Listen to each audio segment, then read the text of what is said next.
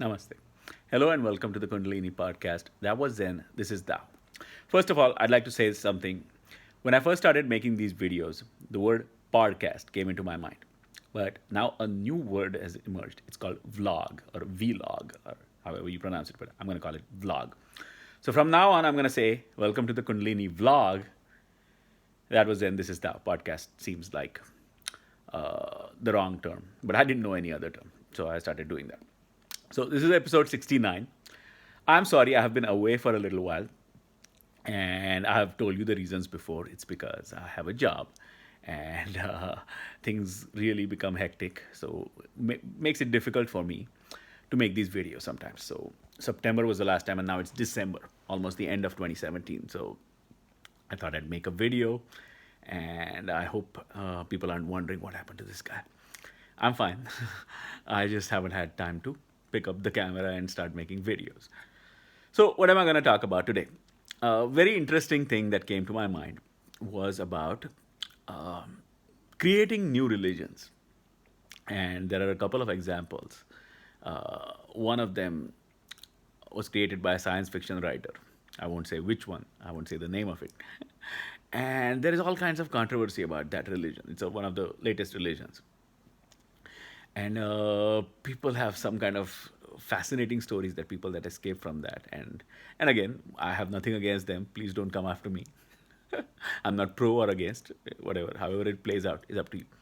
But it got me thinking about the concept of creating a religion. Okay? So this is very essential. The whole stream of thought that came afterwards when I started thinking about this whole idea, because I'm looked at as an awakened person, which I am. But some people mistake me for somebody like a cult leader and somebody who wants to give you a new religion or start something about his own worship and say, hey, I'm the Messiah, now worship me. And which is not my intent at all. Okay, you don't need a new religion, as in a new set of fairy tales. Like, no, this is not how it happened. This is how it happened. And look, there is how some aliens landed and this happened and that happened. You don't need that. What is a religion? There is enough fairy tales, there is enough misinformation, there is enough good and bad coming out of organized religions that have existed for thousands of years. The point is to update these to the present era and to find out what works, what helps us, right? What do you have? You have three things. Everyone watching this has three things: a body, a mind, and a set of emotions, a set of aspirations, directives, and programming, either coming from social conditioning or your instincts as a human being. And with that set of the things that I just mentioned, body, mind, and all of the other things, how to function in this society and how to get to a point where you're comfortable living in that society and to fulfill your greatest aspirations, to fulfill your potential, to find peace. What allows you to get that? Okay, that to me is the definition of a working religion, a religion that helps you and is of some use. If it's not of some use to you, throw away that religion, including whatever I'm saying. And I've said it over and over again. So, an awakening gives me the perspective to take a look at all of this, what is called religion, and all the attitudes, all the social obligations, everything that comes along with it. For example, if you're part of a religion which allows you to have a sense of community, social belonging, you do certain rituals, you meet people, and your church group or temple or whatever that might be, that organization might be, gives you that sense of social belonging. That's wonderful. And you're happy. And that's all you need. Good. It fulfills most of your needs. If that's not the case, you were born into something or you joined something and that's not giving you that sense of satisfaction, then you're looking for practices that, as a human being, with a body, with a mind, with all of the things that we have as functioning humans, fills a void, removes some misery, allows you to solve problems and function in society, and whatever gives you that, I have found, is a combination of certain things. Again, I'm going to tell you that instead of creating a new religion. Okay, so which is why I'm speaking in very general terms. I'm not speaking in terms of uh, this, do this, and specifically things. I never do that. An awakening makes you aware of the truth behind everything.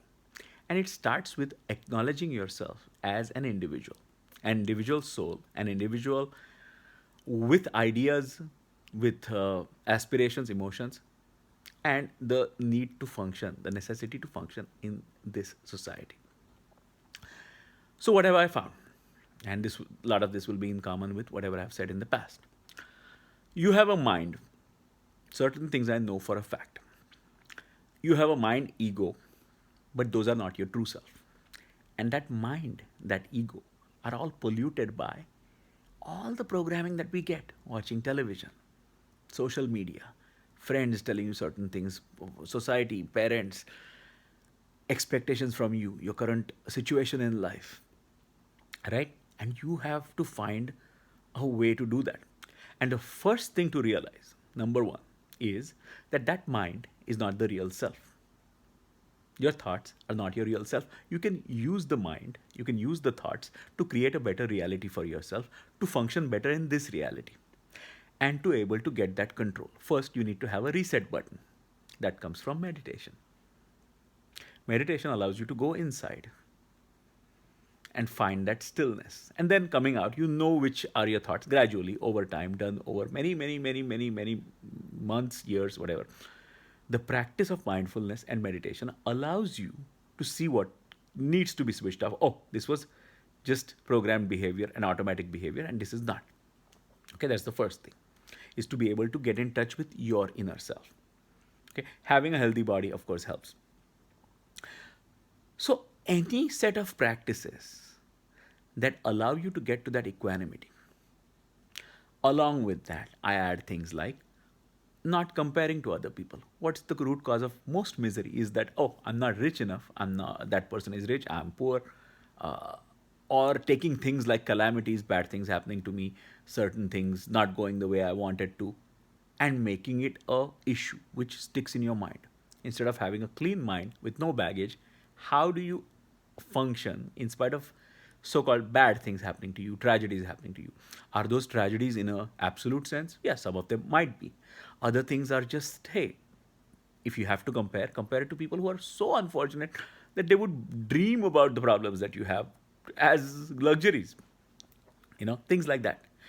But to find that within yourself where you are getting all of this input from society, your own mind is going haywire, and then you find that peace within you.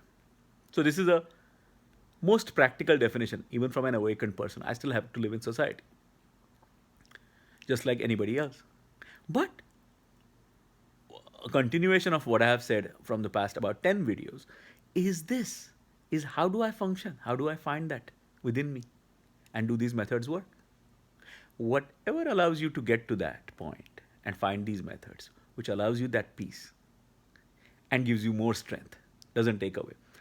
Uh, Getting toxic people out of your life, getting toxic thoughts out of your life, using affirmations, using meditation, using the right kind of music, using mantras, whatever it is.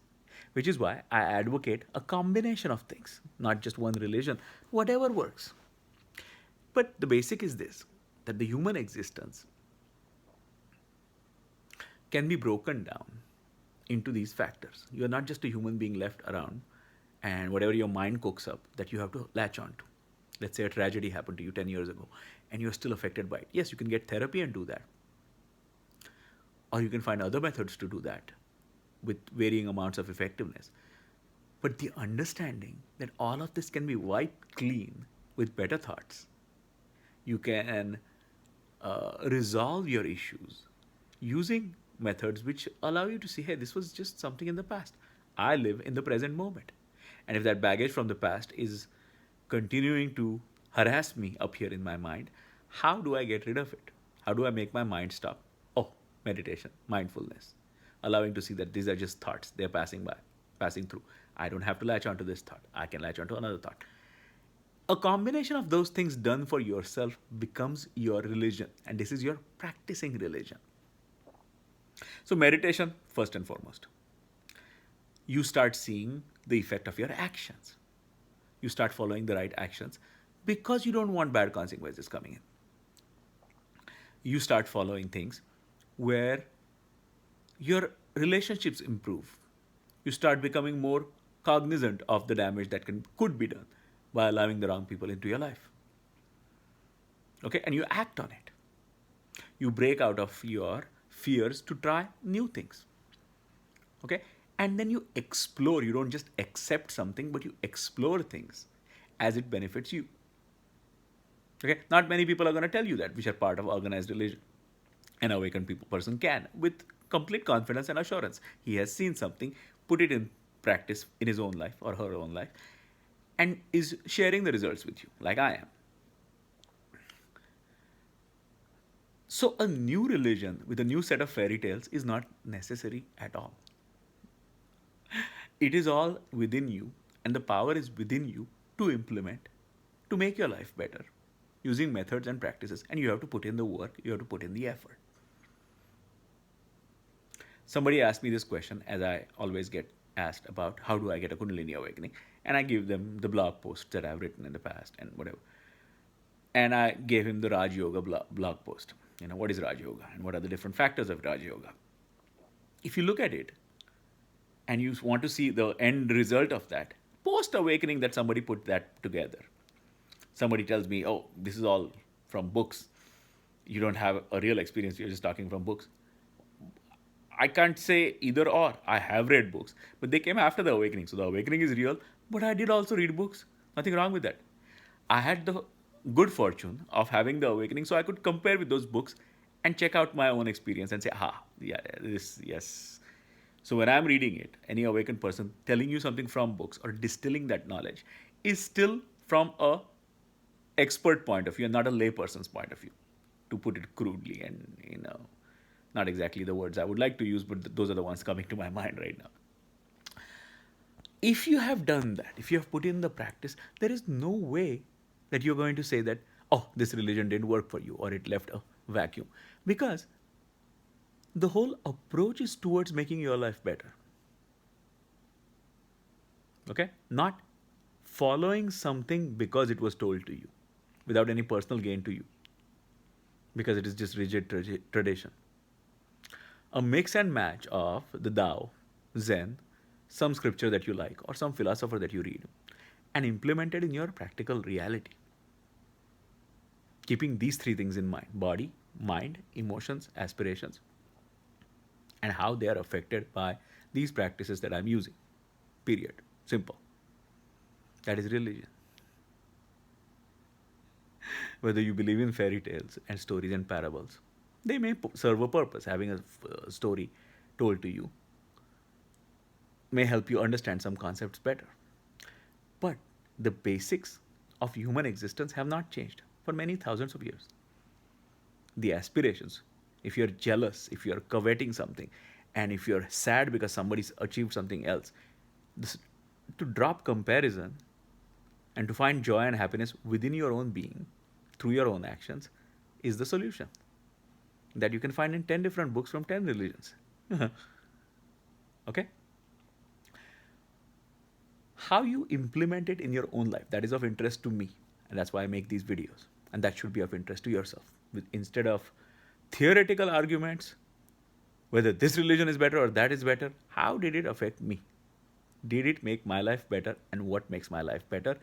How can I implement it, use it? And that gives me some fulfillment within. That is your religion. Okay? So take it any way you want. I hope you found this helpful. Thank you for watching. Please leave comments. Please subscribe to my channel and spread the word so other people can benefit from this. This is Vivek Govekar saying namaste. Thank you. Be well.